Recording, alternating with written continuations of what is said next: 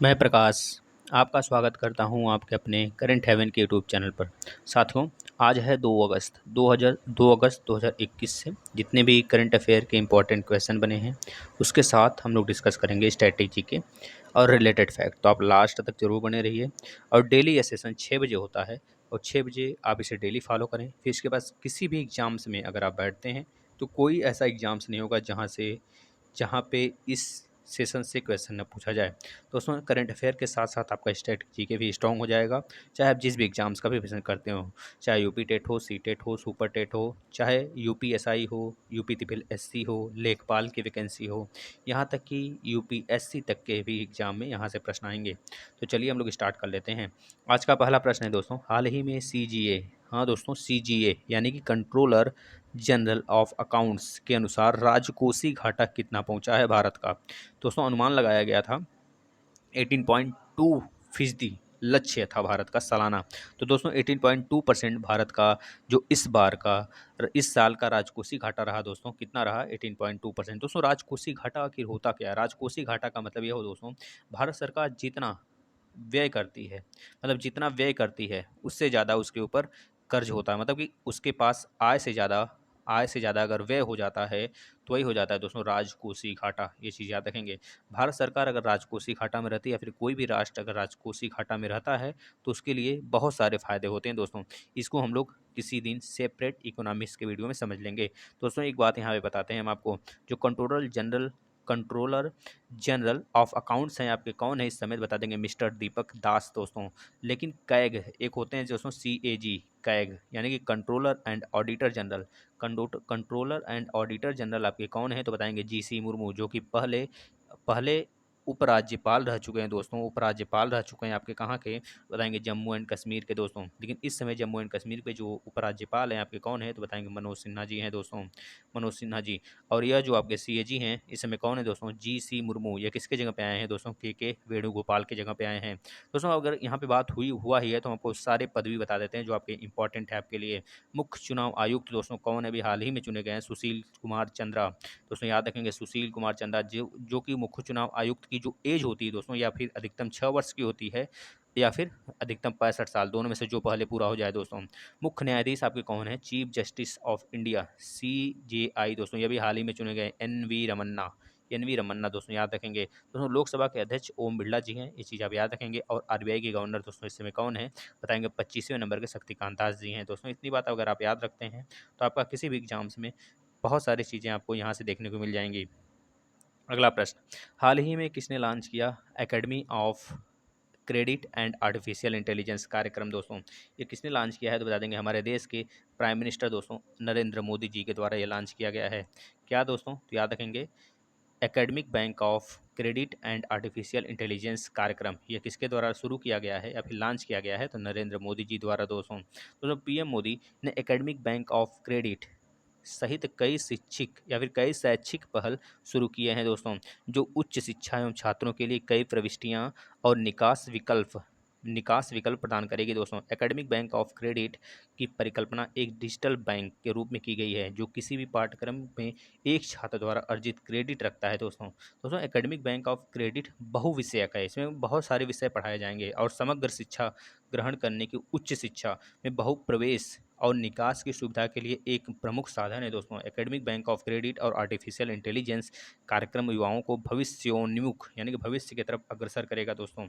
यह अर्थव्यवस्था के लिए भी एक रास्ता खोलेगा जिससे कि बच्चे जो है खुद ब खुद कुछ इंटेलिजेंट या फिर कुछ अपने अंदर स्किल की क्षमता के अनुसार, अगर उनको गवर्नमेंट जॉब नहीं भी मिलता है तो अपने स्किल के अनुसार कुछ अपने कॉलेज कार्यक्रम कर सकते हैं या फिर कुछ कमा सकते हैं अपने स्किल के अनुसार। यह चीज़ इसमें किया गया है, जोड़ा गया है। बहुत ही अच्छा पहल है दोस्तों। AI यानी कि इंटेलिजेंस, IA दोस्तों इंटेलिजेंस पर आधारित है पूरा। IA artificial intelligence, sorry AI artificial intelligence पे आधारित है दोस्तों। बहुत ही बेहतरीन कार्यक्रम है। बस यह एक तरह से शुरू तो हो जाए, स्टार्ट हो जाए, ठीक है ना। चलिए नेक्स्ट, हाल ही में विश्व रेंजर दिवस कब मनाया गया साथियों। आप सुनते होंगे कि रेंजर का दोस्तों बहुत सारे फॉर्म भी आते हैं, रेंजर का हो गया, फॉरेस्ट गार्ड का हो गया, बस वही चीज़ है दोस्तों। विश्व रेंजर यानी कि वर्ल्ड रेंजर डे कब मनाया जाता है दोस्तों तो बता देंगे 31 जुलाई को मनाया गया दोस्तों। 31 जुलाई हर साल यह दोस्तों मनाया जाता है दोस्तों। 1992 से 1992 से ये स्टार्ट हुआ था, ये बात आप याद रखेंगे। चलिए हम इसके बारे में आपको कुछ बताते हैं। विश्व रेंजर दिवस हर साल 31 जुलाई को ड्यूटी के दौरान मारे गए या फिर घायल हुए रेंजरों की याद में मनाया जाता है दोस्तों। बहुत सारे ड्यूटी के दौरान जो रेंजर होते हैं दोस्तों मारे जाते हैं, शिकार बन जाते हैं बड़े बड़े जानवरों का, खूंखार जानवरों का दोस्तों। इस वजह से उनके याद में यह चीज़ या फिर यह दिन मनाया जाता है।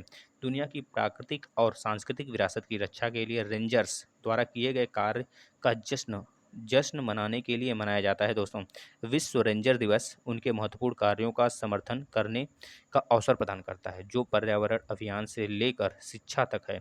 यह दिन ड्यूटी के दौरान अपनी जान गंवाने वाले रेंजरों की श्रद्धांजलि देने का भी एक अवसर है दोस्तों। ये चीज़ याद रखेंगे, उनके याद में सिर्फ ये दिन मनाया जाता है जो हमारे रेंजर ने दोस्तों।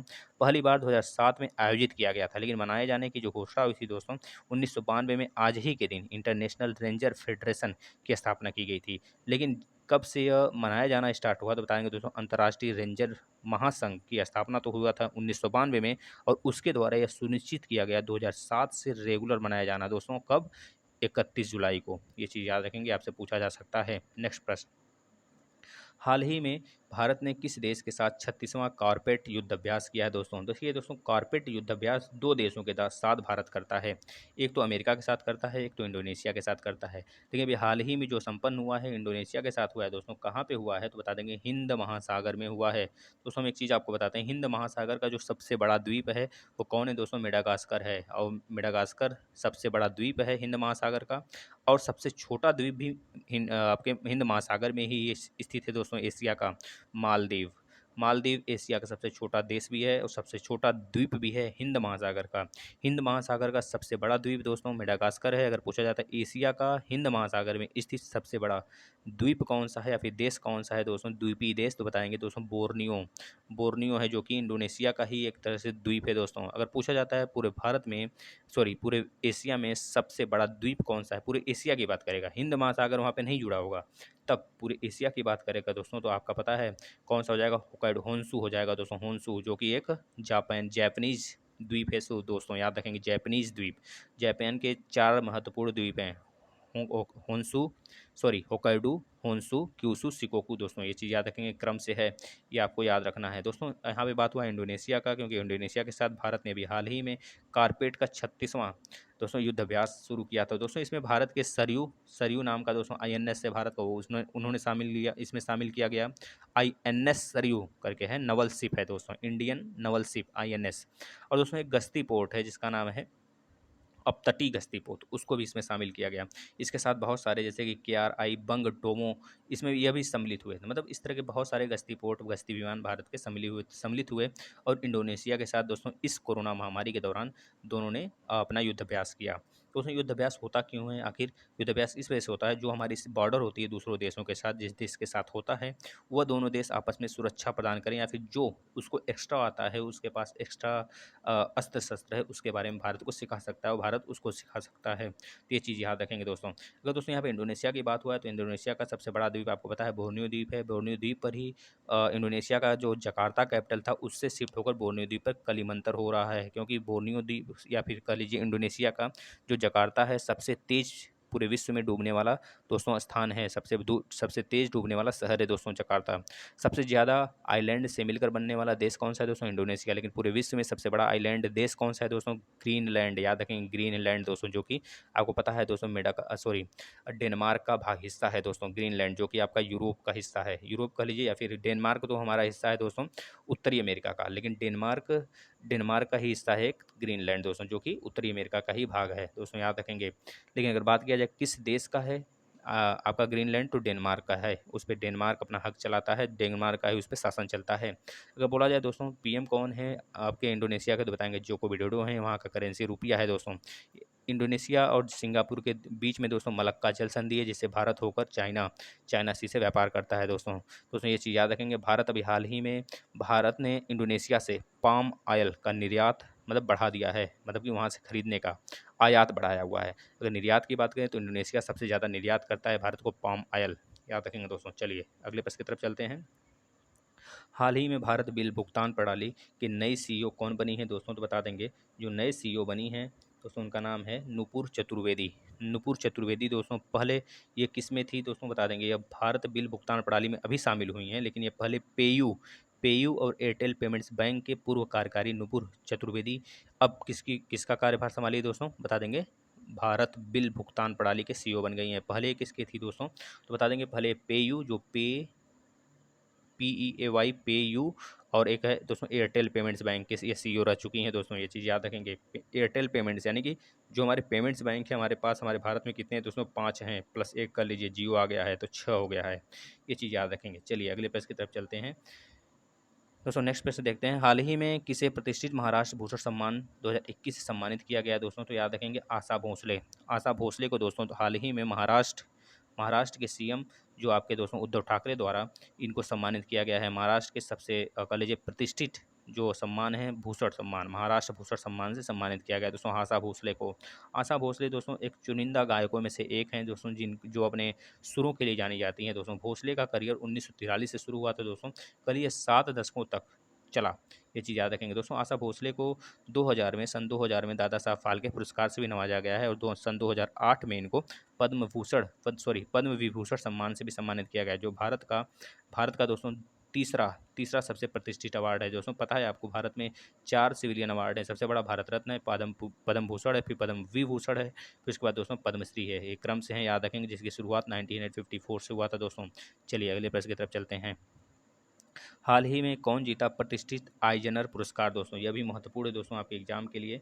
आइजनर पुरस्कार दोस्तों ग्राफिक कलाकारों को दिया जाता है, जो अच्छे ढंग से कह लीजिए कि अच्छे ग्राफिक कलाकार होते हैं उनको दिया जाता है। आनंद राधा कृष्णन को दिया गया है दोस्तों। ये चीज़ याद रखेंगे दोस्तों। जिसे कॉमिक्स की दुनिया में ऑस्कर के बराबर माना जाता है, इस पुरस्कार को याद रखेंगे। आइजनर जो पुरस्कार है कॉमिक्स की दुनिया में ऑस्कर के बराबर माना जाता है। ऑस्कर दोस्तों एक फिल्म जगत का सबसे बड़ा पुरस्कार है, जो कि विश्व जगत का सबसे बड़ा पुरस्कार माना जाता है फिल्म जगत का। क्योंकि भारत जैसे कि दादा साहब फाल्के पुरस्कार है जो 1969 से स्टार्ट हुआ था, उसी तरह पूरे विश्व का सबसे बड़ा जो फिल्म जगत का पुरस्कार दोस्तों ऑस्कर अवार्ड है, जो अमेरिका द्वारा शुरू किया गया था 1929 में दोस्तों। ये चीज़ याद रखेंगे।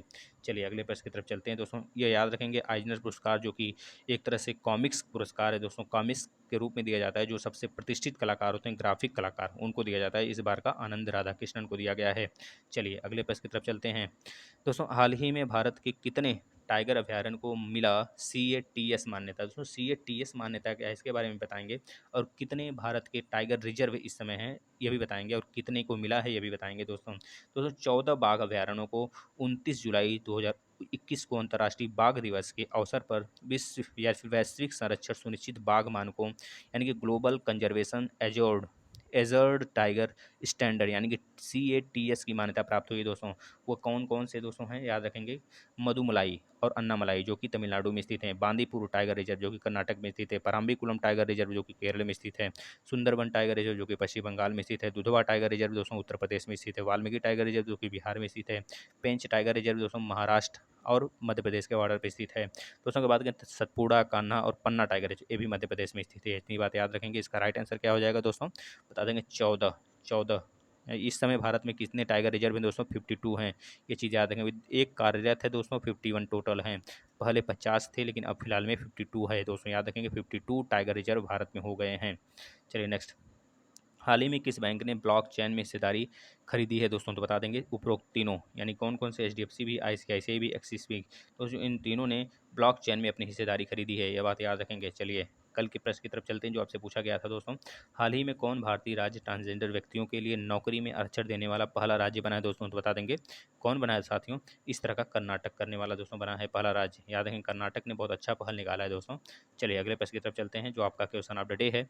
हाल ही में किस राज्य ने से भूत जोलकिया मिर्च दोस्तों, एक मिर्च का प्रकार है भूत जोलकिया, वह निर्यात किया जाएगा लंदन को। तो आपको बताना है किस राज्य से, भारत के किस राज्य से वो जाएगा दोस्तों लंदन। लंदन यानी कि UK का कैपिटल दोस्तों आपके लिए बेहतर या फिर कह लीजिए बहुत ही अच्छी खुशखबरी है दोस्तों। हम आपको बताने वाले हैं साइंस की क्लास हमने स्टार्ट किया है दोस्तों। SCIENCE साइंस की क्लास का टेस्ट दोस्तों पर डे 31 प्रश्नों का टेस्ट होता है दोस्तों। ये सारे एग्जाम्स के लिए महत्वपूर्ण है, चाहे आप रेलवे की तैयारी करें, चाहे SSC GD की तैयारी करें, चाहे UPSI हो, चाहे UP टेट हो, चाहे CTET हो दोस्तों, चाहे आपका UP triple S C P T लेखपाल का कोई सा एग्जाम हो, चाहे आप यूपी पी सी एस की क्यों ना तैयारी करते हो दोस्तों, अगर आप ये सेशन डेली देखते हैं साइंस का 9 बजे दोस्तों, रात में 9 बजे 9 पी एम पे होता है, तो आपको बहुत सारे इससे फ़ायदे मिलने वाले हैं दोस्तों। आपका ज्योग्राफी का भी सेशन स्टार्ट है, बिल्कुल फुल डिटेल से यूपीएससी तक के लेवल का दोस्तों में पढ़ाया जा रहा है। आप सारे सेशन फॉलो करें, बेहतरीन तरीके से तैयारी करें दोस्तों, अपने दोस्तों को भी शेयर करें अगर आपको वीडियो सेशन अच्छा लगता है तो। धन्यवाद मित्रों।